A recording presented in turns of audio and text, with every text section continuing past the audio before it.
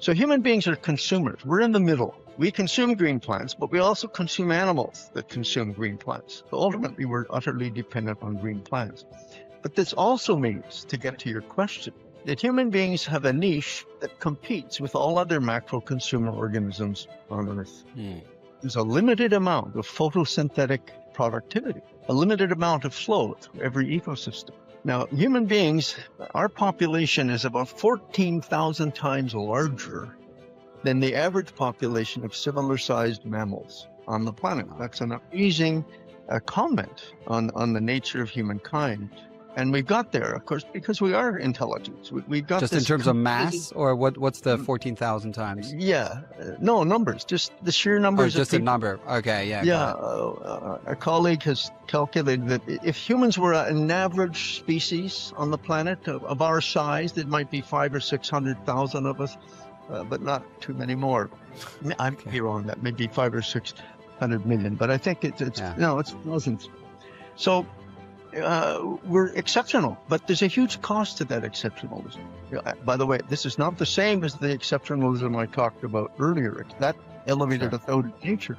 What I'm now arguing is that we're so much a part of nature. My guest today is Bill Rees, ecological economist, professor at the University of British Columbia, and co-creator of the concept known as the ecological footprint. If you've ever encountered the idea that humanity is living beyond the regenerative capacity of the planet, that we're using more land, water, and biological productivity than the Earth can replenish, much of that framework traces back to his work. For decades, Bill has been one of the clearest voices warning that modern industrial civilization may be fundamentally misaligned with the ecological systems that make life possible.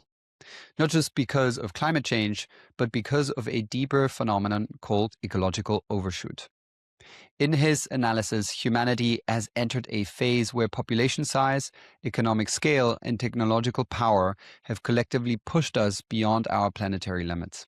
In this fascinating conversation, we explore what that means for the future of our civilization, why our economic systems struggle to recognize planetary limits, and whether humanity can find a way to realign with the ecological foundations of life. Now, before we dive in, if you're new to the initiation, I'd really encourage you to go back and listen to the first 9 episodes. They form the foundation of this whole journey. That first season traces the arc of our time, from the breakdown of old systems to the breakthroughs that point towards humanity's next stage of evolution. It's the core thesis behind everything we explore on the show, and it will give you the context for today's conversation. Now, please enjoy this fascinating conversation with Bill Rees.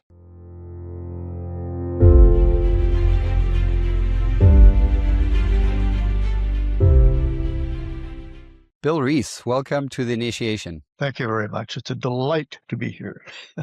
Likewise, it's a true honor. I wanted to start off this conversation with maybe giving our listeners, the chance to get a glimpse on how you got started and what were some early experiences that were formative for your inquiry and your career. Okay.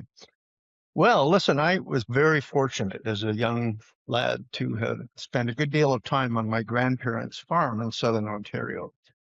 This goes back to the 40s and 50s. I'm 83 years old, so it's a long time ago. But at that time, we actually had horses. I have hand-loaded with a pitchfork hay onto a horse-drawn hay wagon, for example, in the late 40s, even as an 8-year-old. So I had this incredible experience on the farm. And what it taught me was how closely connected we are to planet Earth. I remember a particular lunch in my grandmother's country porch sometime in July in Canada. That's midsummer. We had a table laden with all the things we produced on the farm. It was a general purpose farm. We had everything from milk cattle to turkeys and market chickens and so on and so forth. And it hit me like a ton of bricks. This is as an 8 or 10-year-old, that everything on that table I had been involved in growing or weeding or dusting for mites or whatever it might be. So I had this profound sense of connectedness to the food we were eating and recognition that we are what we eat and are deeply connected to the earth through that. And believe it or not, that early experience stuck with me forever. And it's what made me decide 10 years later to go into ecology and the environmental sciences in university. I finally took my PhD in population and systems ecology. So it was a profoundly important experience, and one that led ultimately to the notion of the ecological footprint. So I can trace the ecological footprint, which is now used globally as an indicator of human connecting to the landscape. And with it, it has various spin-offs, the carbon footprint, material footprint, water footprint, and all those things come out of this original thinking about the human ecological footprint, which was designed really as a measure of the amount of productive land area, going back to the farm, required to support just me in the style to which I am accustomed. That, to me, became the first question of human ecology. How much of the Earth's surface is needed to support just me in my current lifestyle? And that's an answerable question. If you look at all of our annual consumption of goods and services provided by the Earth, we can trace them back to a finite area of land and then estimate how big that area is. And if you can do that, you can do it for a whole population. And what we found very early in exploring these ideas is that this goes now back to the 70s, that Earth is in overshoot. Human beings are already using more of the productive capacity of the planet each year than the Earth system, the ecosphere, is able to regenerate. And we're dumping more wastes than the Earth systems can assimilate. That's a state of overshoot. So basically, humans are consuming and depleting the biophysical basis of their own existence. In a mouthful, there's too many people consuming and polluting too much. And that's a very hard lesson for our society to learn. But I think I trace my insights into this all the way back to my experience as a kid on a farm. Beautiful, beautiful. Yeah, and it strikes me just speaking to you that today almost 80% of the world's population is urban, or 60% heading toward 80.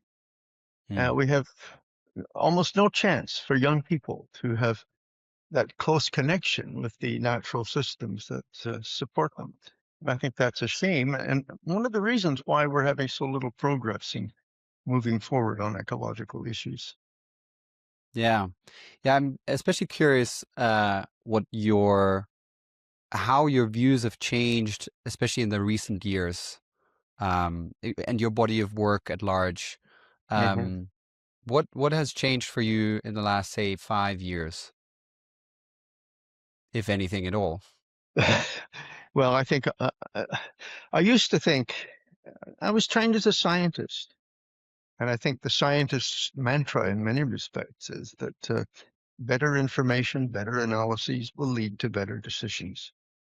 I was very quickly disabused of that illusion by working with various agencies and watching what goes on in the area of environmental impact assessment and so on. So I shifted to thinking, well, it's not so much what we know as scientists, but what we value that's important. So I spent some time thinking, yeah, it's all about values. What values are brought to the table in a political context, and which values rise to the top in political decision making? And that often happens in spite of the scientific information. I later came to the conclusion that even that wasn't enough, that we're fundamentally, and this is where it gets really complicated, we're a very complex animal. Human beings are animals. But unlike every other species that we're aware of, humans don't take the environment as it comes. In effect, we don't live in the real objective world. We make up stories. We call them ideologies, religious doctrines, academic paradigms. All of these things are creations of the human mind. And they come into being in language. We massage them into meaning through discourse, discussion, peer review, all of those sorts of things, until some idea, some creation of the human mind is elevated to the level of popular wisdom. And then we live out of those creations as if they were real. So let me give you just a very simple example. Most of our Western technical culture, if you want to call it modernism, starts from a premise that most people aren't even aware exists. It's part of our minds, but we're not aware that it exists. And it's called human exceptionalism. Mm. This is the idea. Basically, it's a pseudo-religious or quasi-religious idea, a post-enlightenment notion that humans are special. We're not like other species.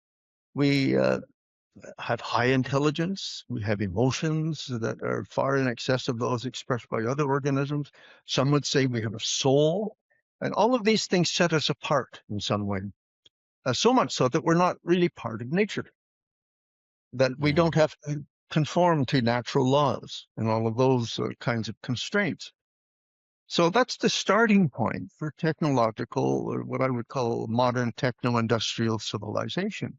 So if you look at something like neoliberal economics, which is the market economics, which has really run the planet for the last 50 or 60 years, it starts with a model of the economy as separate from nature. The Mm. economy and the natural systems are disconnected in any important way. The economy is a self-perpetuating exchange of value between households and firms. The environment doesn't enter into it in any significant manner. And so right off the top, we have an economic paradigm, something that's a construct of the human mind that doesn't make this connection to nature. It's reinforced by another belief of human exceptionalism, and that is the only, or not the only, but the most important resource is human ingenuity. So yeah, we draw on the environment for material resources, but that doesn't really matter because human ingenuity, it can find any a substitute for any natural resource that we may run short of. Mm. And so the whole of our Western techno-industrial culture is based on a disconnect between humankind and the environment, and the belief that human ingenuity can solve any problem, substitute for any good or service provided by nature. And once those two, just two assumptions, products of mind, keep in mind, are in place, then it becomes possible to believe in perpetual population and economic growth without Mm. consequence.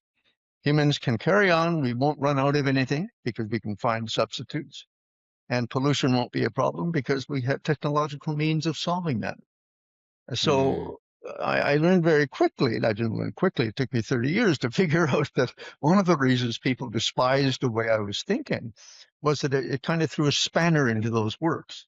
That, in fact, it's not quite as simple as all that, folks.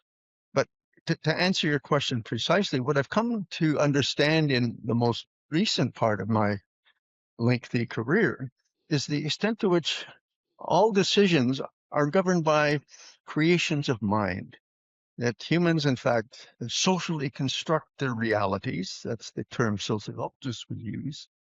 And that these social constructs are far more important in determining decisions we make than is objective reality. Mm. And if beliefs, values, and assumptions associated with your social constructs are incorrect, if there's a big mismatch between the way we think about reality and actual reality, then we're going to have problems.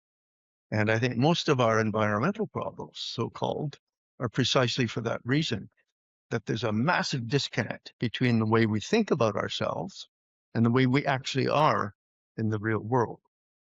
I'm Mm. thinking a lot about this these days in terms of there's almost a parallel universe. Human beings live in a parallel universe, a construct of their own imaginations, but that as we act out of that universe, it has really important biophysical effects in the real world, which we deny exists, or at least we deny any connection with. And that's the conflict. So as we Yeah. grow and grow and grow, we see climate change, everything. One thinks that's a big existential problem. Well, it's not. Well, it is a huge problem, but it's merely a symptom of this bigger issue that I'm talking about. It's a symptom of something I call overshoot, which is, again, is too many people consuming and polluting too much. But that in turn is caused by this absolutely addictive belief in excessive growth and human substitution through technological development of any resource found by nature. So again, once those things are in place, and you start living as a global society as if they were true, and they are not true, and then you have enormous problems. And that's what we're facing today. Even the wars that we're seeing, these are wars over space. They're wars over resources. And by the way, they are clashes between alternative constructs of reality. There's, Judeo-Christian beliefs, there's Islamic beliefs. These are totally constructs of mind. They have nothing to do with the real world, or very little to do, and they conflict enormously. And so when we have a resource scarcity or a land scarcity, they become the friction points that enable these things to inflate and explode in the form, literally, of a war between nations and states. And we're Mm, watching it unfold before our very eyes today, yeah. years and Yeah. everything else. Mm. Wow, that's a very beautiful articulation and probably one of the best sort of framings for why we are so tethered to infinite growth. In previous conversations, I explored this with other guests in terms of, let's say, the monetary system Uh-huh. and other systems, but underneath is what you just described, the separation from nature, separation from the earth. Um, and what comes up for me is this concept that you talked about, I think, in other conversations about humans not actually considering themselves to be part of the ecology and Mhm. not inhabiting their unique ecological niche. And I wonder if you have come across Bill Plotkin's work from Animas Valley, who has developed quite a lot of. You you have? I'm by name. I'm not. I can't say I've read all of that. No. Okay. Yeah, Yeah. not to put any words on you, but he has developed also similar ideas around that. If you look into nature, basically every species or every plant it Mhm. inhabits a particular ecological niche. Yes, of Um, course. I am and an somehow, ecologist, so I get that. yes, and it's very simple, but somehow we believe this is not true for us collectively or individually. And a lot of his work is about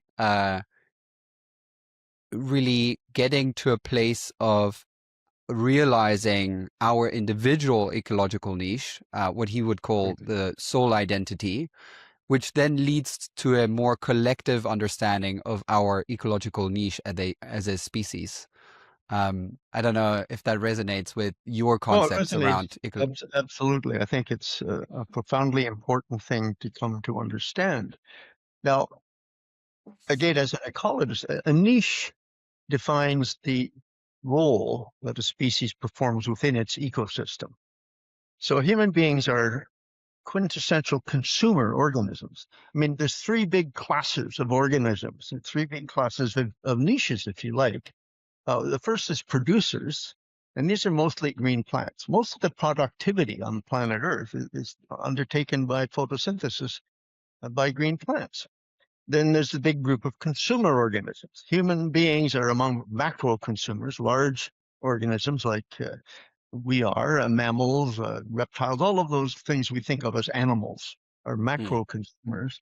And finally, there are something called microbes, the micro consumers, bacteria and fungi.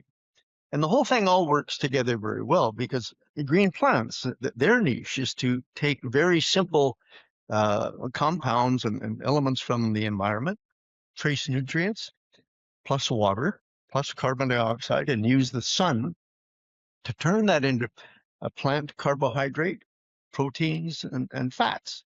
And that pro- production, that photosynthetic production of those three things is what powers the entire animal and bacterial enterprise. We are all utterly dependent on green plants. So human beings are consumers. We're in the middle. We consume green plants, but we also consume animals that consume green plants. So ultimately, we're utterly dependent on green plants. But this also means, to get to your question, that human beings have a niche that competes with all other macro consumer organisms on Earth. Hmm. There's a limited amount of photosynthetic productivity, a limited amount of flow through every ecosystem. Now, human beings, our population is about 14,000 times larger than the average population of similar-sized mammals on the planet. Wow. That's an amazing comment on the nature of humankind. And we got there, of course, because we are intelligent. We've got Just in this terms of competitive, mass, or what's the 14,000 times? yeah, no numbers, just the sheer Oh, numbers of just a people. number. Okay, yeah, Yeah, got it. a colleague has calculated that if humans were an average species on the planet of our size, there might be 500,000 or 600,000 of us, but not too many more. I may be Okay. wrong. That may be 500 or 600 million, but I think it's Yeah. no, it's thousands. So we're exceptional, but there's a huge cost to that exceptionalism. By the way, this is not the same as the exceptionalism I talked about earlier. That elevated Sure. us out of nature. What I'm now arguing is that we're so much a part of nature that we're exceptionally part of nature. So that if you go back, say, 10,000 years to the beginning of agriculture, various estimates suggest we were far less than 1% of the total biomass of mammals Mm. on Earth. A leap forward to today, there's been two major events. The first was the discovery of agriculture, which was the thing that created the food surpluses, which enabled so-called civilization to blossom. But the real big kicker was the applications of fossil fuels that began really in the 19th century. If you go back to, say, 18th, what am I thinking? 1810, thereabouts, we'd reach a Mm. billion people. So if you take anatomically modern man, now this is always changing, but let's say 350,000 years, it took 350,000 years to reach 1 billion people. That was 1810. Well, very 200 years later, a tiny fraction of that long history, we're at 8 billion people. So there's been this enormous explosion in just the And last right two now, centuries. every 12 years, we add another billion. That's right. And what this means, since all of those humans are sharing the limited flow of photosynthetic material through the ecosphere, is that we are, in my words, competitively displacing non-human life forms. Mm. So we went from less than 1% of mammalian biomass 10,000 years ago to the point where we are now at something like 34% of mammalian biomass. But if you add in our domestic livestock, sheep, cattle, goats, and so on and so forth, they're another 62 or 3% of mammalian biomass. So humans plus the animals we eat or use for resources comprise about 97% of mammalian biomass on Earth. And we've displaced wild nature to, 3 or 4%. All those great herds of animals that still inhabit Africa are a tiny Mm. fraction of what used to exist. If we look back just 200 years here in North America, we used to have 30 to 60 million bison, huge animals, Wow. roaming up Yeah. and down and migrating north and south through the Great Plains of North America. Well, they're gone. There's a few thousand in reserves here and there, but that's a recovery program. They were reduced to a few hundred just 100 years ago. So the occupation of the niches of other animals by humans means that the expulsion of those other species from their niches. So humans are what I call a multi-niched species. We have grown so numerous. We are so diverse in our dietary habits. We can go from complete vegetarianism to extreme, Mm. meat eating. The Inuit in Canada are almost utterly dependent on meat as their diet.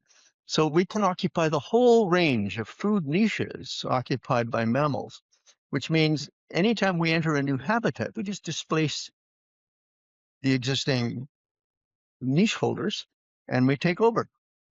So we once did a rough calculus of the amount of photosynthesis required to sustain 30 or 60 million bison. And it's the same amount that now supports several millions of human beings in the same habitat. The Great Plains of North America now grow grains and pulses and all of the oil seeds and so on needed to support literally tens and tens of millions of people. But it's the energetic equivalent of the biomass of bison and pronghorns and bears and wolves and sheep that humans have displaced by expanding into their habitats. So the human niche is extraordinarily large, and the more the human species expands, the more displacement there is of non-human species. So people talk about the sixth extinction. This isn't just a question of humans overhunting or overfishing.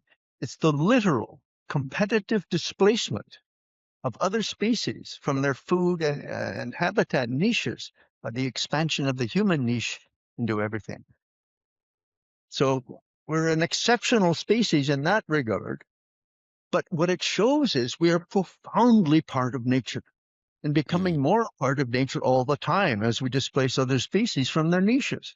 And yet, and this is the kicker, we operate from an operational model, a human construct that says we're not part of nature. We're not part of nature. Well, how can you conflate or reconcile a belief system that we're not part of nature with the fact that the expansion of the human enterprise means the displacement of every other species from the niches that we compete with them for? So we're really weird, when you get right down to it. It's a very weird situation. And by the way, it's getting worse because clearly the idea that humans are separate from nature isn't working. I mean, climate change is an obvious feedback from nature that something's awry. Climate change, by Clearly. the way, enormous problem. Don't get me wrong, but it's a waste management issue. Anthropogenic climate change is generated by carbon dioxide, which is the largest waste product by weight from industrial economies.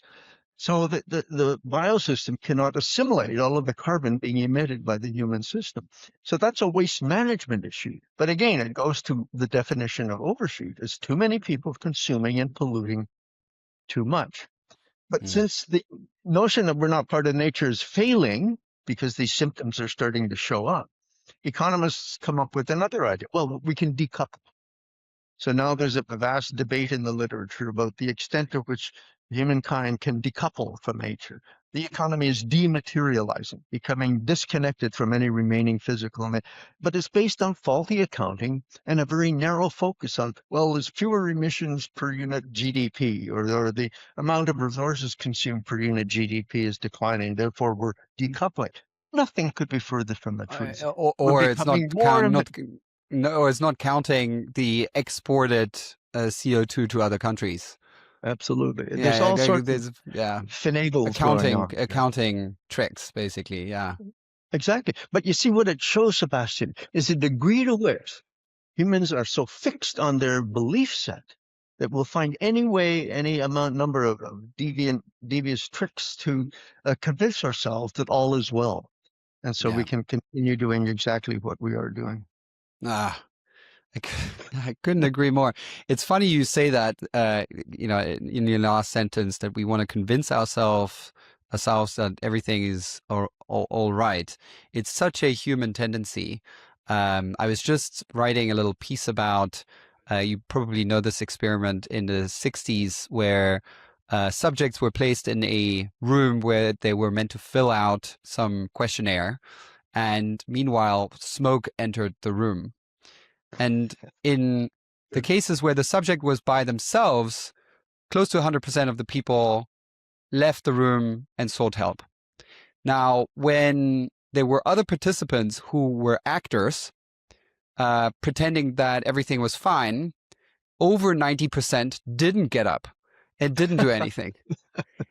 It's this sort of mass psychosis of, like you just described, trying to pretend everything is fine while it's definitely not fine. And I think we're in this very moment. And part of the sort of inquiry for this podcast is that we are, what I would say, in like a true initiation moment for our species, entering this almost like, larger than life phase shift event. Which, to me has both the breakdowns embedded, as well as then the possibility for certain breakthroughs to emerge that hold the possibility for a different civilization, for a different humanity. And I'm curious to, we've talked about your past, we talked about overshoot and the underlying drivers. But where do you feel we are right now in the human story? And where do you see this going? Again, you ask profoundly complex questions. If you look Sorry. at the, no, yes, well, life is complex. I shouldn't apologize for that. This is where I think I depart from most people. I've come to realize that human optimism, you've just underscored how important it is. I think it's an inherited trait. Humans are by nature optimistic. We don't like to think of dire futures. And in fact, probably that optimism is an essentially, very essential component of the human cognitive makeup, our psychological being as we evolve through very difficult times in the past. So yay for optimism. On the other hand, optimism can be utterly unrealistic. So if you look at other species, human beings, and I'm going to make a statement that a lot of people find offensive, we're just animals.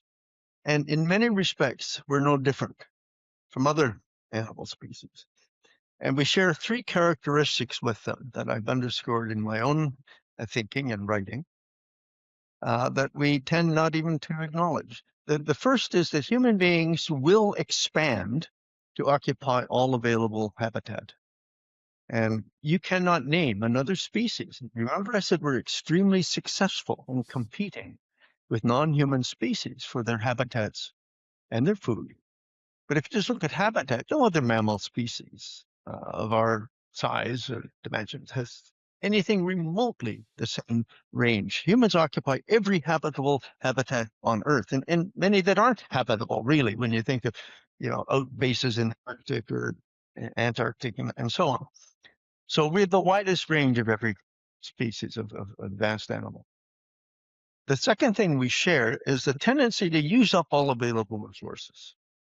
Now, again, people say, oh, that's not true. Well, think about it. Yes, it is. We're scraping the bottom of the oil barrel on the planet right now. We're seeing various minerals run out, and we're panicking because we're not going to be able to make the great transition to the all-electric future because of the scarcity of copper or molybdenum or any number of other things. We literally will use up all resources. Don't think for a moment that we won't use up all the economically accessible fossil fuels. That's what we're doing.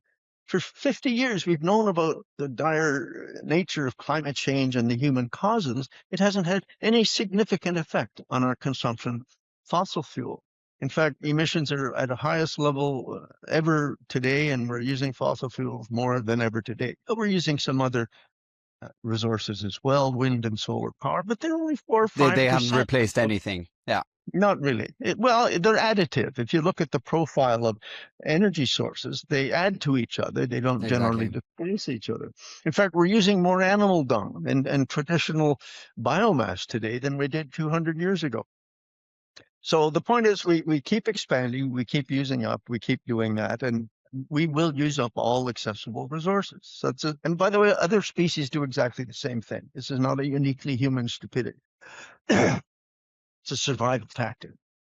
The third thing we have in common with virtually every other species is the capacity in favorable conditions for exponential population growth.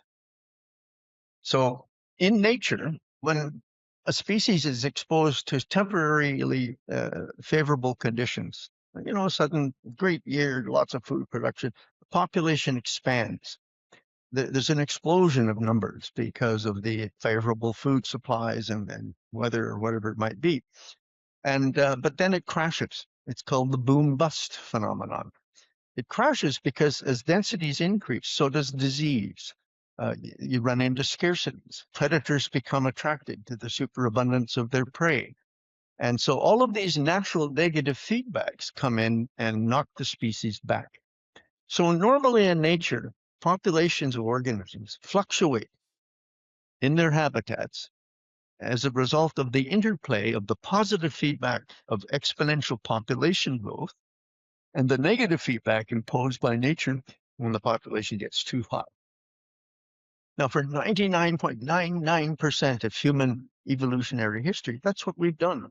We've fluctuated in the vicinity of the carrying capacity of our local habitats because as soon as we got out of hand, disease or something else set us back. Look at Europe. I don't know what happened in Africa, but when Europe in the Middle Ages became somewhat overpopulous and plague came in, you'd lose half the population of a village in one outbreak, and they might happen every 10 years or so. So there were huge negative feedbacks. Well, people are technologically savvy, and so we've developed many, many negative, or rather, ways of destroying the negative feedback that normally keeps us in check. And the greatest advance came with the Industrial Revolution. There was an incredible increase in population health with improved public sanitation, waste management, sewage control, and all of that. And that kept diseases at bay. Of course, we developed penicillin and antibiotics and so on. So the human birth rate remained constant, but the death rate dropped dramatically. And that's what inspired this explosion of humans from 1 billion to 8 billion in just 200 years. The second thing that made it possible, by the way, that could not have happened without fossil fuel, because fossil fuel is not just fossil fuel, it's the means to everything else. Our food system is utterly fossil fuel dependent. Our transportation system is utterly fossil fuel dependent, and so on and so forth. So fossil fuels combined with improved population health has produced in just the last 200 years this massive outbreak, explosion of human numbers. And you've seen the graphics of straight up in just the last 200 years. The tiniest fraction of 1% of human evolutionary history. Well, this is the first time, I would argue, in human history that we have seen a global population boom, and we're just a species like all the others. Negative feedback will kick in, and we will see a bust. We're seeing that already. The dramatic increase in extreme climate events, global heating, is a negative feedback on human populations. We're beginning to see a bit of instabilities in global food production as climate has its effect. If we run out of fossil fuel, there goes the fertilizers, there goes the irrigation and all the rest of it upon which our food supplies depend. So we seem to be in a position. And by the way, there's nothing, I'm not saying anything weird here. This is what Limits to Growth said back in 1972. And there's been, at least 4 studies I'm aware of since then that have reaffirmed the base case scenario, the business as usual scenario of the Limits to Growth, that pollution and industrial pollution will increase, industrial production will decline, populations will begin to decline rapidly, not because of our desire to control populations, but they'll be being slammed back by negative feedback later on in this century. So I think we're headed for a bust phase. Now, in theory, I have to make this clear, we could have avoided this. We knew these things were likely to happen back in the 50s, in the 60s. We were given ample warning of the climate effects at least 50 years ago.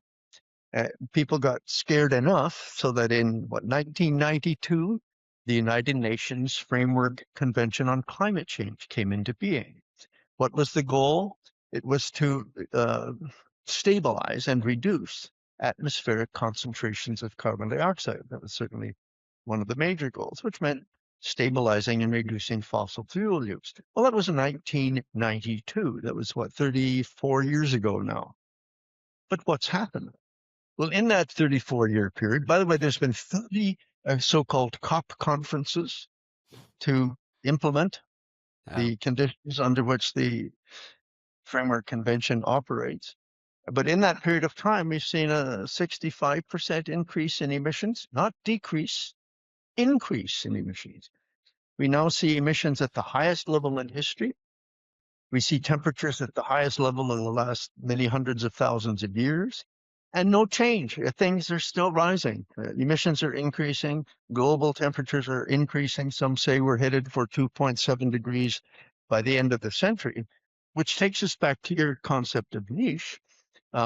at least one recent study suggests that if we were to hit 2.7 degrees, a third of the human population would be displaced from human beings' customary climate niche, that it would be simply too hot and too dry in many parts of the world, which are now inhabited by literally hundreds of millions of people, for those people to remain in place. So these are examples of the kinds of negative feedbacks that are in the pipe. They're coming at us right now. We've had plenty of warning, but again, because of a whole variety of things, this eternal optimism we talked about, because we're mentally transfixed and absolutely dedicated to maintaining the status quo, unlimited growth. And by the way, technology will solve all the problems I'm talking about, so don't worry about it. There's vested interests that resist any attempt to, raise public consciousness or public policy to address these issues. So we are a very complicated species, and we're doing everything we can, both to seal our fate and to prevent ourselves from realizing that we're sealing our fate. So I suppose you asked, what do I see in the future? I think we're due for a major population correction, a major contraction of the human economy. This will not be pleasant because we haven't actually taken ourselves seriously. We've dismissed science. We've decided, in the case of the United States, to elect someone who's clearly psychopathic. Well, so is Netanyahu, and so is Putin, and so is Xi in China, I suppose. We elect psychopaths to our leadership. They lead us down the trail because they're risk takers. They're willing to risk everything to self-aggrandize. Some of them exhibit the triad personalities of Machiavellianism. Dark triad. Yeah, absolutely. So that's the nature of our species. We simply, and I'll tell you, okay, I rattled on enough. I have an overriding explanation for much of what's happening. You can ask me if you want. Please indulge me. Ask. Okay. Well, this is a real winger. You asked earlier, where's my recent thinking going? If you think of human evolutionary history, again, I keep, as an evolutionary ecologist, underscoring how utterly important this is.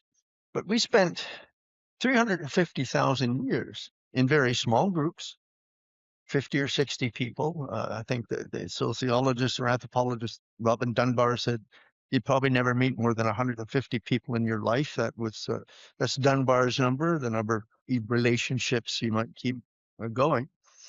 We lived in small groups. We lived in limited habitats. We roamed only a few hundred at best, probably a few tens of kilometers from our birthplace. We probably died within a few tens of kilometers of birthplace. So, and these environments were relatively unchanging in the course of a human life. You could live 80 or 90 years and things would be exactly the same at your death as they were at your birth in terms of technological development and environmental constraints and all of the rest of it. So what happened here is that the human brain evolved in a relatively simple social framework, in very simple, unchanging environments. So if you think about it, this posed limited challenges to the development of the human nervous system. Now, if you leap ahead 10,000 years, today we have 83 cities of 5 million people or more. That's more people than existed at the time of the agricultural revolution. Every city has more people than existed on Earth at the time of the agricultural revolution.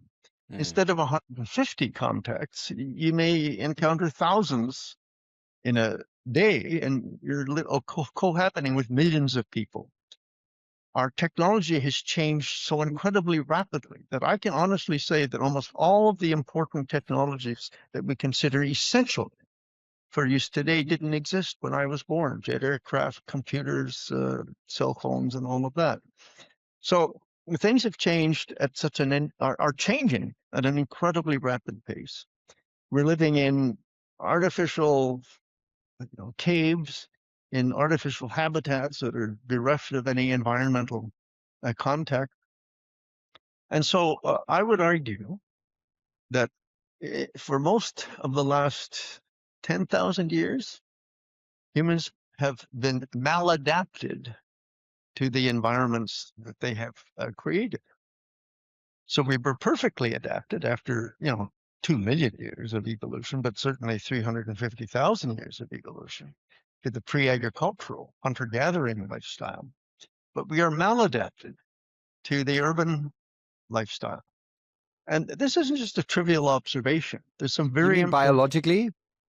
I mean biological, I mean psychological. Right. If you think of all of the neurological problems and breakdowns and sources of tension in life today, they didn't exist 10,000 years ago. Sure. Mental illness was not an issue 10,000 years ago.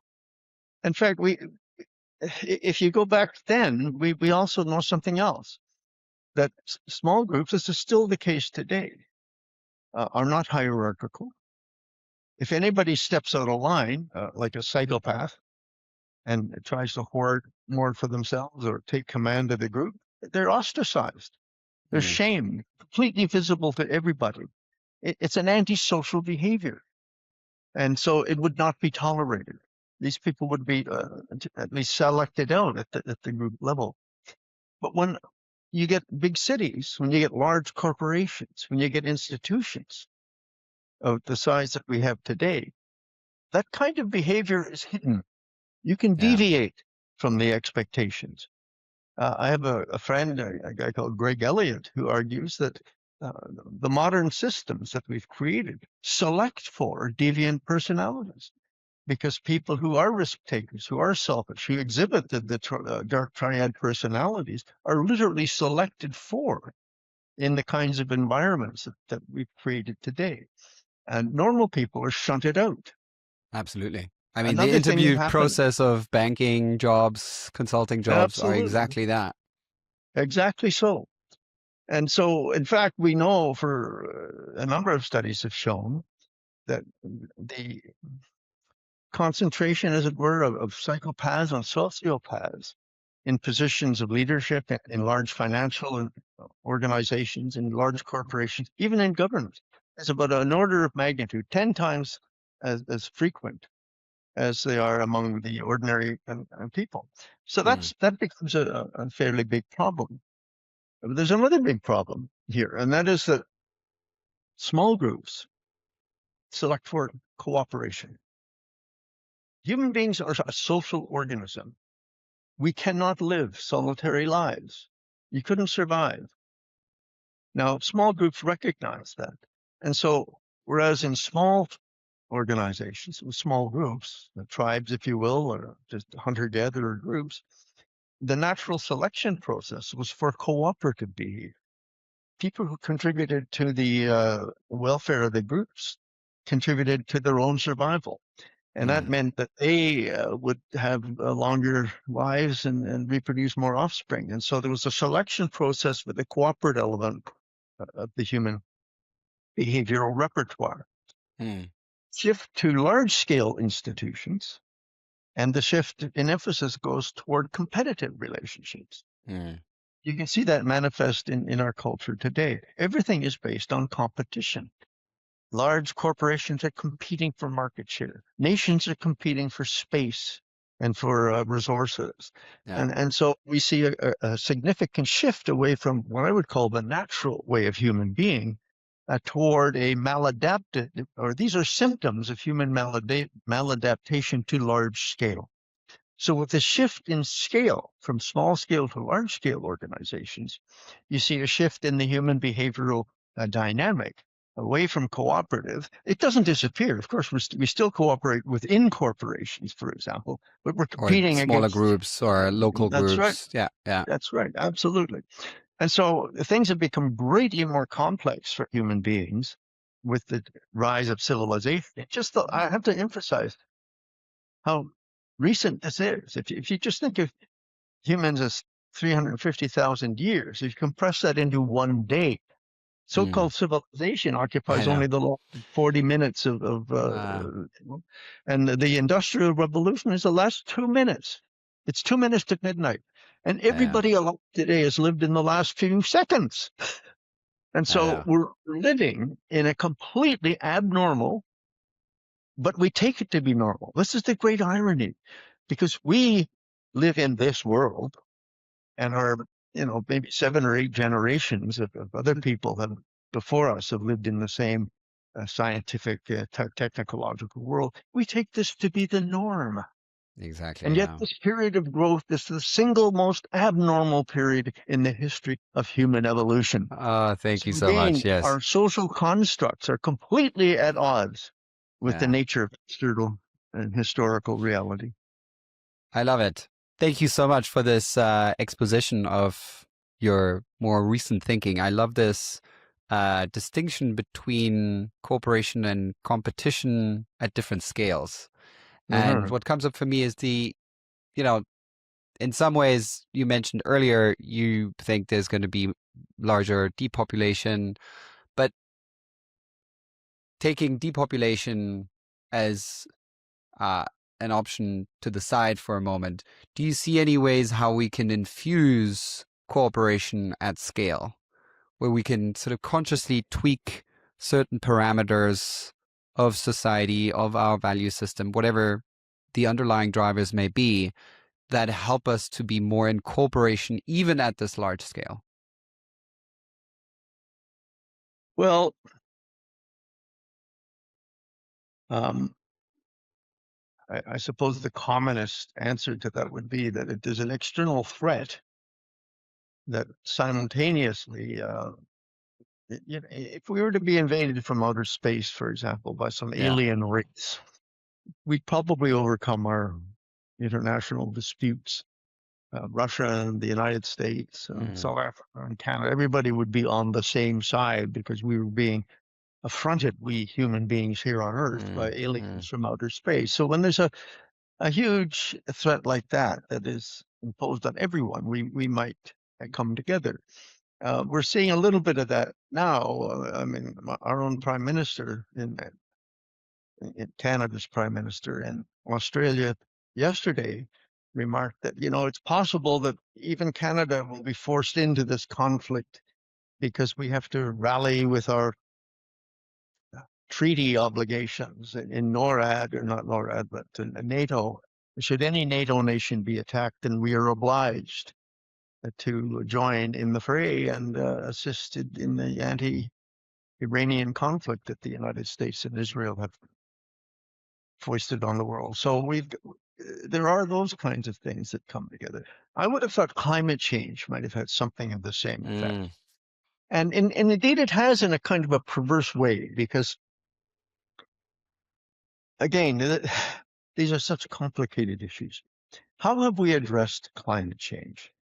Well, we said if carbon dioxide is the culprit, then clearly we simply have to devise alternative ways of generating energy. So the whole world has come together to advance so-called alternative green energy. All right. So the common affront is climate change. The common approach virtually everywhere, although the United States has now abandoned this because, again, they're led by a psychopath. We see this massive investment in wind power and solar power, EVs, and so on. Now, you could say that's a very positive development, but the ecological damage costs of providing all the rare earths and minerals required to build out all of that technology are astronomical. Moreover, people forget that those technologies are all fossil fuel dependent. You cannot build solar cells. You cannot build wind towers. You cannot build EVs without massive inputs of fossil fuel. So again, we've deluded ourselves into thinking we're coping with climate change. Well, doing technologies which have perhaps saved 5 or 6% of emissions, but our increased use of fossil fuel is so great that it's overcome even those benefits, and we're still seeing increasing emissions and worsening conditions in terms of climate chaos. So, yeah, we've come together, but we've done so in a way to preserve the status quo.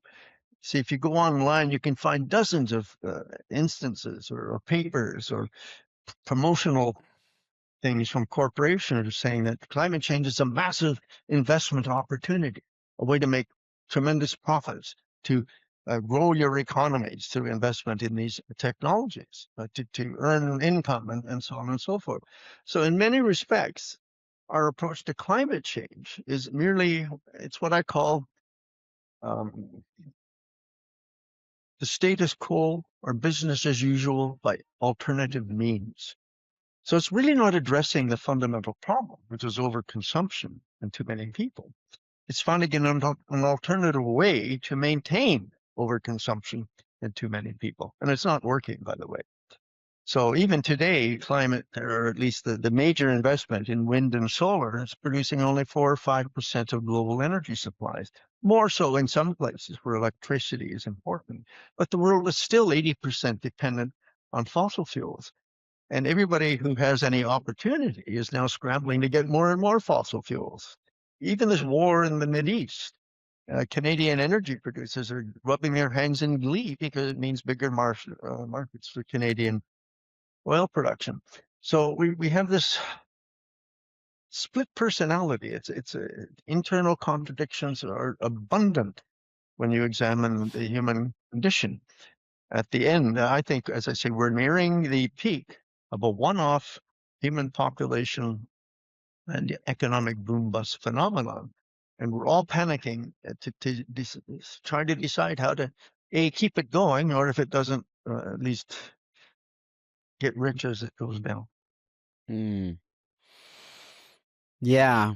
I mean, I share your sentiment of things getting most likely pretty bad in the not too distant future. In some way, we've been kicking the can down the road on so many fronts for so long that, Yeah, we've been talking about this separation from nature, separation from the planet, and it worked for a long time. And we've abstracted ourselves more and more and in greater scales and powers. But yeah, at some point, as I think we say, the chicken comes home to roost, right? Like yeah, it's the the um the payback day comes, and it feels like, um at least to me, you mentioned also like this optimism by human nature. I spoke to Michael Mead. Have you heard of Michael Mead, the mythologist? yeah. I have it. Yeah, he had this great way of describing the false hope of humanity needs to die. The false hope, because I mean, we had this long conversation about the poly crisis, and then at some point I asked him, "What gives you hope?" And he thought for a moment, and he was like, "Actually, it's not the hope in the general sense that I'm after. I think that actually needs to die. We need to look at the bare facts, the reality, the data, the trend lines, and then muster the courage to really make some profound changes Uh-huh. um, in order to uh, build a different society." But I often find that in talking about these different crises, there's this, broadly speaking, two kinds of groups. There's either the group that is sort of the techno optimist camp and, is very optimistic about like turning this whole thing around. Um, or it's the people who don't want to even look at it, who just want to Mm. stay in the business as usual mindset. But everything is, both of these camps, or at least the first camp, is still assuming we can turn the corner and avoid Uh-huh. this major catharsis from happening. And often I actually find myself trying to reframe the idea that the sort of collapse of the system is a frightening bad thing. In some way, it actually needs to be celebrated or as seen as the precursor Mm-hmm. for something new and something more wholesome and more sustainable to emerge on the other side. Well, that's a very hopeful. There's a word that some of my colleagues use. It's called hopium. Hopium is a drug, and hopium, excessive hope, can be debilitating because it prevents one from actually getting serious and taking the action Mm, might be needed. I mean, if you hope technology will save us, for example, then you're disinclined to get too engaged in what's actually going on out there. So mm, hope is a good thing, but it can also be a negative thing. Um, Here's the problem for me, Sebastian. We're in a state of overshoot. Now, that literally means we are consuming and depleting irreversibly the biophysical basis of our own existence. Well, once a species goes extinct, once a fish stock is extinguished, for example, once soils have been completely depleted, and we've wrecked about a third of all the agricultural soils that are available on the planet, there's no recovery in the short term. People say, well, we can easily support 8 or 10 billion people. We're not supporting 8 billion people right now. We are not sustainably supporting 8 billion people right now. They are being sustained or supported by depleting the natural capital assets that accumulated through geological and historical time. So agriculture today is being sustained by the remnant soils, plus a huge input of energy from fossil fuels, which everybody wants to get rid of, not recognizing that that would mean a collapse in agriculture. We're not sustaining our people with fisheries. Fisheries, what, 70 or 80% of the world's fisheries stocks are being depleted. Well, when they're gone, they're gone. mm, So people are existing, we're supporting ourselves, but we're doing so by expending our bank account. So it's no different from money in the bank. If you had $1 million in the bank at 5% per year, and you decided explicitly to constrain yourself to living on $50,000, well, what do you have in South Africa? Rand, I Rand, guess. the Yeah, South okay, you African got them. rand, yeah. All right. So if you could live on whatever interest, then you are living sustainably because you're not touching the principal. It will churn out that same livable amount of interest every year. But as soon as you decide, oh, no, let's have a little bit of growth here, Mm, then you start depleting your capital and it doesn't return as much interest each year. mm, And you can continue to grow and consume an ever greater amount, but the capital is always depreciating, and suddenly you reach an NSF situation. And that's, I'm afraid, the situation we are in right now. In overshoot, you're literally depleting your capital base. We're not supporting 8 billion people now. We could probably support reasonably well 1 to 2 billion people. So living the in real the question, similar lifestyle, is that the underlying assumption? it will Or say, with the yeah, same asymmetry in terms of living standards? this is a hugely controversial issue. I have a couple of colleagues, friends, correspondents really argue we couldn't have more than a few million people on the planet. Mm. So even At a billion is, the level of Western societies. yeah, Yeah, yeah. that's right. So here we are at 8 billion. And by the way, only a quarter of those are living at the level you're talking about, relatively high on the hog, but everybody else wants to. Yeah. And so we've got this, again, a conflict between, there's as many obese people on Earth as there are starving people. So humans are extreme in every conceivable way. Is We that a have, fact? Or is yeah, that just a figure of speech? no, no, that's pretty much the way it is. It's 800 My goodness. million obese people. There's about 800 million people who don't get sufficiency. Oh So, by my the way, goodness. just because you're obese doesn't mean you're well nourished. Of It course. means you're eating. Often the Oh, opposite, actually. that's right. So things may be worse than we can imagine. But the point I'm getting at is that we cannot sustain what we're doing now. Yeah. And yet, and here's the kicker, most governments perceive the peak population in many rich countries. We've seen peak population, a decline in Italy and France and Germany and so on, peaking out and beginning. But what's the response? Well, we've got to bribe women to go back to the bedroom and back to the kitchen. So we're implementing all over the world so-called pro-natalist policies in order to inflate the human population, to keep the economic machine going, to provide enough workers to serve the pension plans and so on and so forth. So that those policies are completely divorced. Again, the human mind is completely divorced from the biophysical reality within which Mm. we are. And that's a huge problem. It continues to be a big problem. Russia, in November of last year, or was it the year before? It doesn't matter.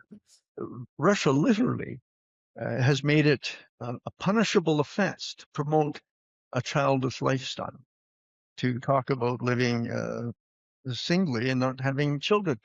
That's illegal because Wow. it's anti-natalist.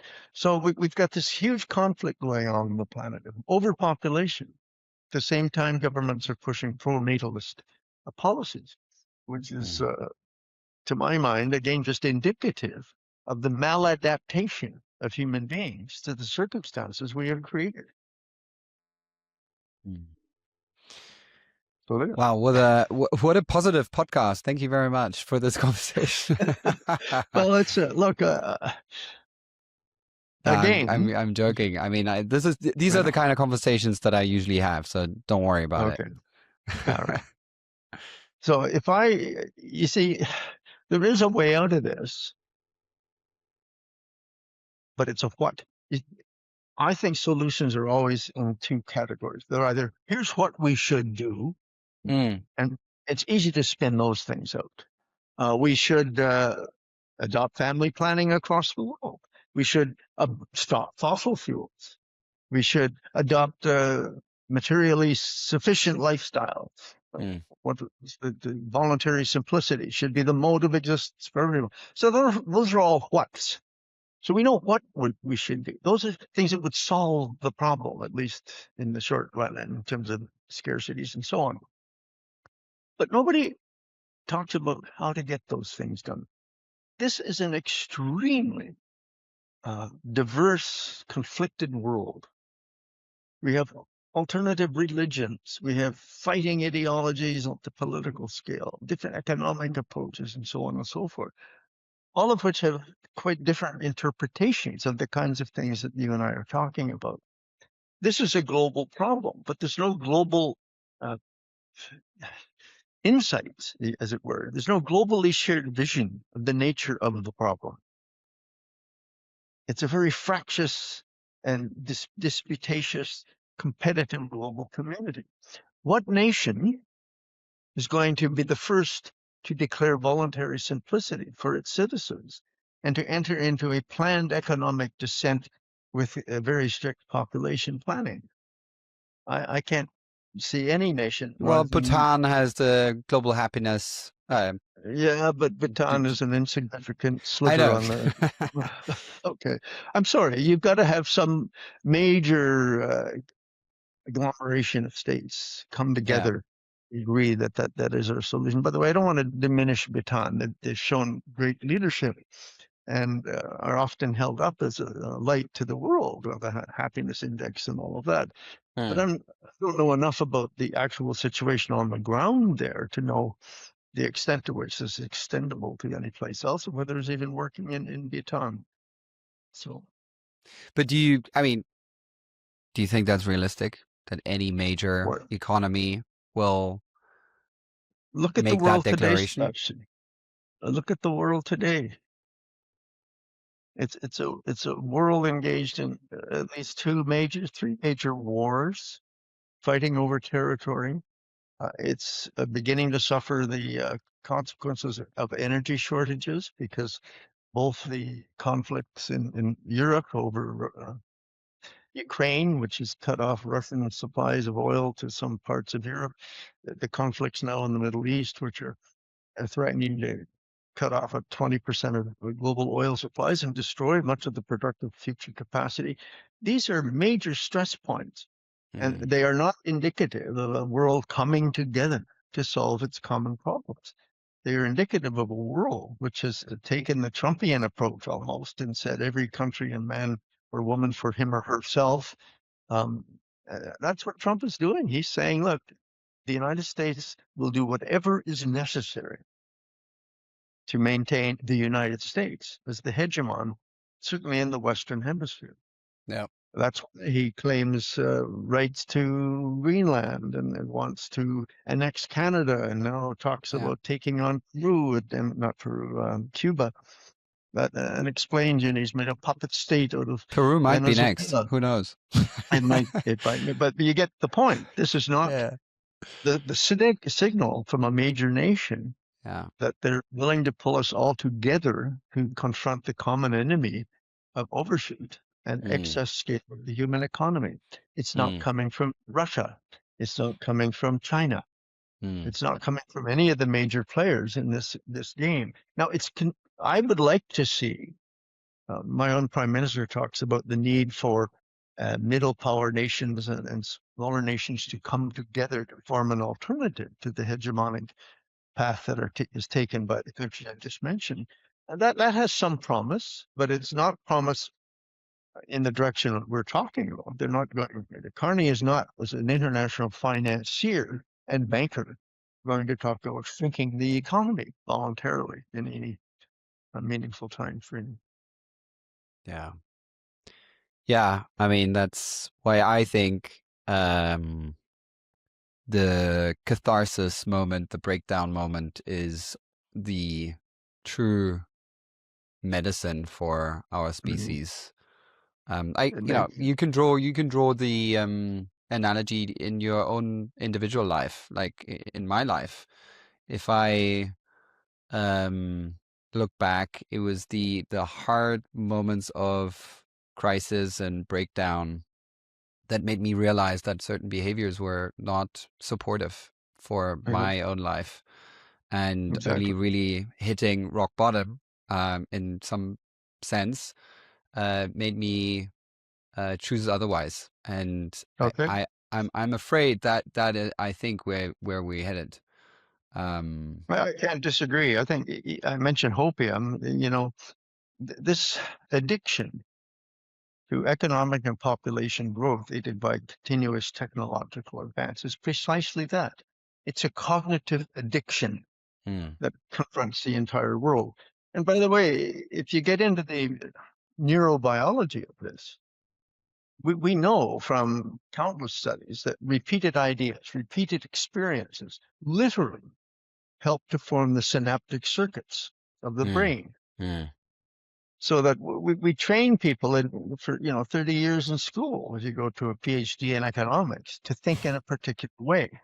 mm. And of course, you come out of that convinced that is the way the world operates. Look, we've given Nobel Prizes to an economist who says, look, climate change is not that big a deal. It's mainly going to affect agriculture and forestry, but they're only 3 or 4% of the global economy. So we could lose them. And after 2 years of growth, recover completely the economic losses associated with it. Okay, that's a Nobel Prize Who is this? for William. I'll send you the reference. Yeah, all good. Um, just a sec. We'll come back to it. It will come up. Don't I have worry. a Yeah, reading all good. memory thing going on. Um, so yeah, so we're addicted to that kind of notion. Mm, Nordhaus. It's William no, Nordhaus. right. Okay, Okay. so a Nobel Prize for his climate science, which is not scientific at all. It's based on totally false premises about the real world, but based on economic models, which makes this kind of separation of humankind from nature. It doesn't take into account the scale question. But Mm, I shouldn't finger Nordhaus. He was obviously awarded by others who thought it was a wonderful idea because it relieves us from fear. You see, he was arguing you don't have to worry about climate change. It's a relatively minor problem that can be solved through economic growth and technological advance. Well, that's a wonderful message for the world to hear. If you've been scared by the climate scientists to say, oh, wait a minute, there's a real problem emerging here. Well, no, there mm. isn't. We can do it this way. Okay? But again, it's kind of stupid to think you can lose your agriculture and not be too worried because it's only, by the way, he's talking about the farm gate value of food produce. It's 3% of GDP perhaps in the United States. So it is trivial. But of course, as food gets scarcer, the price goes up and it becomes a bigger and bigger proportion of your GDP. So it's not even good economics. And yet that's Mm. how that system works. What you're saying reminds me of what probably maybe a more recent example of the same mechanism, which is AI and the arrival of superintelligence, Mhm. eventually most likely replacing a huge amount of white and blue collar workers Mhm. who are then unemployed and unable to actually consume, potentially Yeah, yeah, really crashing the economy, which was exactly the opposite intent of AI. The proponents of AI think it's going to yeah, supercharge the economy, and actually, what might happen is pretty much the exact opposite. So, yeah. Well, it's a terrible, tricky situation, but yeah. it's exemplary in the sense of look at how conflicted we are around AI. On Mm, the one hand, you have people who say we should abandon it completely because of its threat to the human future. And by the way, even some of the originators of AI and the technologies behind it are saying that. On the other hand, we have the total optimists who are arguing. I read something just earlier this morning that, within 2 decades, nobody will have to work. Everything will be done by robots and we'll have plenty for everybody forever. And it'll just be fun and games for the whole of the human species. yeah. That's quite a spread of ideas. But again, as I say, we're addicted to a Yeah. certain way of thinking. And I'll just go back to something you just implied. A drug addict is not, Mm, or a drunk is not going to solve their problem until they admit they're addicted or that's right. alcoholic. You Mm, have to absolutely bottom out and be shattered before you realize that there has to be an alternative way. And even so, it's extremely difficult to create that alternative. But we have this competitive, isolationist kind of mindset in our economic relationship. It has to break. mm, And what we need to do, what would really work again, is to go back to a kind of a bioregional scale of existence, relatively small communities, mostly dependent on their local ecosystems. So we reconnect to the land base that supports us. Today, look at the average urbanite doesn't even have any connection whatsoever with the ecosystems that support them, that may be thousands of kilometers away, yet they're utterly dependent on them, right? mm, So we need to reestablish some sense of connectivity to those ecosystems of which we are a part, whether we're conscious of it or not. mm, So that any threat to those ecosystems is perceived as a threat to self. If you live on a small island with a few hectares of productive land base, and somebody proposes to plow up the land and turn it into a football field or whatever, you're going to raise bloody blue. Of course, you can't do that. Well, Earth is an island, and there are 8 billion people on that island, utterly dependent on a very limited amount and a diminishing amount of mm, productive habitat. mm, And yet we can't pull it together to collectively recognize their dependence on that in a way that is sufficient to protect it. So I do think we're going to have to bottom out. And mm, if we're lucky, of course, I don't think we're going to extinguish the human species unless there's an all-out nuclear conflagration, which, by the way, some have said could come out of this current conflict. But if we don't go that route, there will be a crash. There will be human survivors, and they may emerge with a different mindset. mm, So if I could snap my fingers and change everything, we need to engage in a personal to civilizational transformation to a way of being and thinking in the world that is both in conformity to the steady state biophysics of natural ecosystems and to the necessity of human beings to live in cooperative, mutually supportive, relatively equitable circumstances, which is how we lived as hunter-gatherers. By the way, I'm not praising that as a lifestyle. It was probably quite rough and nasty at times, but the point is, it worked. It worked to instill in humans the cooperative behaviors needed for us to survive for 2 million years. Mm, Civilization has only been around for the past 10,000 years at best, and it's taking us down. mm.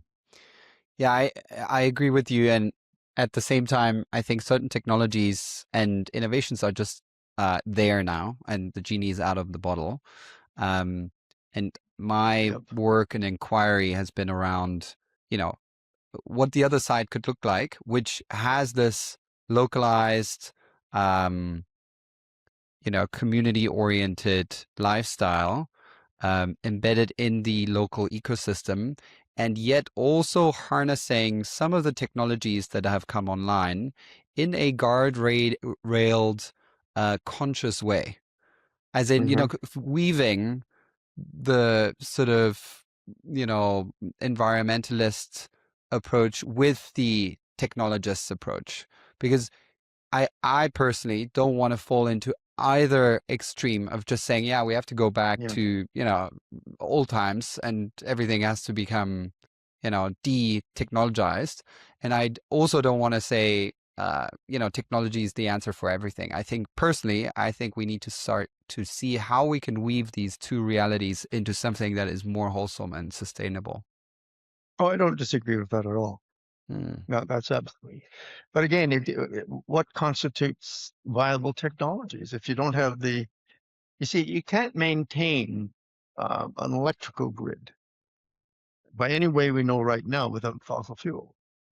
So you say going back, maybe going forward. I like to think that we're going forward to an era in which mm. we have wind power, but it's mechanical windmills. They were used in Europe for hundreds of years before solar, the current electrical generating windmills. You can have water mills powered But they by wouldn't flowing they waters. but they wouldn't generate nearly as much electricity as we needed. Well, no, we're not. You may not be able to generate a whole lot of electricity.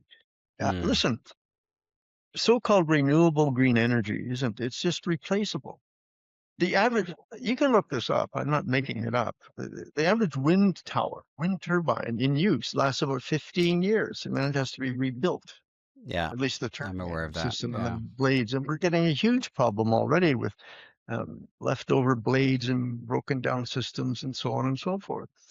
Solar panels may last 20 to 30 years, but then they're subject to, listen, people are putting them in the desert. One sandstorm, and you got a huge problem, right? If the panels become covered, how are you going to clean them? You got no water, and so on. So they don't last that long, and then you've got to replace them. And the only way we know how to replace them right now is with fossil fuel. Here's something people should think about: a truly renewable and sustainable energy supply is a source of energy which is able to produce itself from the ground up. That's mining, refining, manufacturing, installation, maintenance, and all of that, and provide sufficient surplus energy to run all the other needs of society. Now, there is no place on Earth where wind and solar electricity are producing the technologies for wind and solar electricity, Mm, let alone all of the other electricity needs to replace fossil fuel. mm. Look, again, people forget the extent of our dependence on fossil fuel. Some people argue, look here, we're up to the point where electricity is now 15% provided by wind and solar. This is true, absolutely. But electricity is 20% of global energy consumption. So what's 50% of 20%? We're down to the, That's so true. Yeah. 3 or 5% in that range. I mean, Yeah, that's different so true. numbers. So we've still got this enormous way to go. Yeah. Fossil fuel in the world, not necessarily in this country or that country, but globally, fossil fuel is still 60% of the world's electricity supply. That's Mm, 4 times the amount provided by so-called renewable energy. So just to replace fossil fuel in electricity generation would require that we build 4 times the current global stock of wind and solar technology just to get fossil fuel out of electricity generation. And by the way, even that wouldn't be enough, because now on fluctuating supply. It's a Mm, non-dispatchable form, and so you need the backup. You need mm, some kind of battery backup, or even uh, fossil fuel backup, or nuclear backup when the wind don't blow and the sun don't shine. So mm, it's not a complete solution in and of itself. So these are enormous challenges, and we're mm, not taking them on. mm, We're not seriously taking them on, mm. because if we were, uh, we'd be doing it in a very different manner. No. Yes. Look at here's another conundrum, Sebastian. I told you I was Just going to to go off add. on. Look, I love it. the world. You think of a city. A city is utterly dependent for its provisioning on just-in-time delivery. The average city on Earth today, big city, has 2 days, maybe three at best, food supplies on hand. The rest has to come in by truck, by plane, by ship, mostly Wow. powered by fossil fuel. Mm. So if you stop fossil fuel, tell me how you're going to provision your cities. And what are you going to do with a city of 26 million people, Shanghai, or Mm. 37 or 8 million people, Greater Yeah. Tokyo, if Yeah. you can't provision it? Many countries today are running ecological deficits. These are whole nations whose dependence, whose survival depends on the imports of biocapacity from other places where there's a surplus, or from the global commons, which we're degrading. So these are enormous problems that we're not even beginning to think about as a Mm. species, or even at the national level. The assumption always is that we'll always be able to import stuff from someplace else. That there's not going to be, I mean, you really have to ask yourself, would a sane species create a just-in-time supply management system for cities of 38 million people? And the answer is, of course not. But it's because we're operating out of this complete mental construct of total continuity of an Mm. economic and technological system that has Yeah. no flaws. So when you're living there, when that's remember I talked about the parallel universe? That's the universe of our mind space, but Mm. it's different from the real world. I'm sorry, friends, this cannot be sustained at this level by any known. No. We keep on Okay, so coming back to the same point, unfortunately. But it's been, yeah, so wonderful to speak with you and learn from you. Thank you so much for all I'm sure you those. haven't learned a lot, but I did appreciate the opportunity to sound off a little bit and No, no, relieve myself. I really appreciate it. And I think having these kind of conversations and getting these conversations out there is the way to sort of walk into the future together, I think. To sense make together, to see how we ended up in this predicament, what may still lie ahead of us, and what could be an alternative. And so, as you say repeatedly, it's very complex, very complicated. So we need to have more of these conversations, and I really appreciate you taking them on. Well, I appreciate being asked, and perhaps I'll meet you when the Wonderful. uh, when the crunch comes. We'll be in the same. Okay, you take care now, and thanks Yeah, again for this thank you very much. opportunity. All the best to you. Nice conversation. Yeah. Yes, Bye likewise. bye.